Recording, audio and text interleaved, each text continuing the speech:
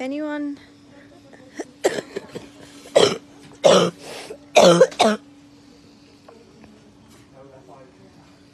anyone is thinking of taking any chances, just take a look at me.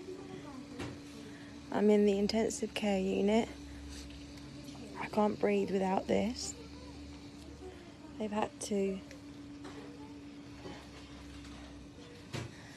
sew that into my artery. I've got a cannula, another cannula, and a catheter. I'm actually 10 times better right now than what I was before. I don't even know, I've lost count of the days. If anyone still smokes, put the cigarettes down, because I'm telling you now, you need your lungs.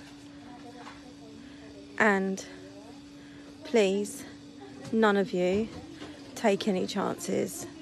I mean it, because if it gets really bad,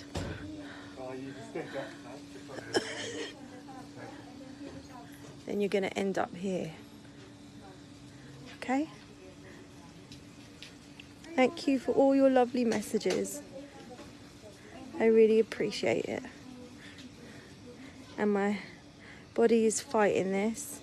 I've not seen Richard, I've not seen the girls since Friday, and I'm just gonna fight this.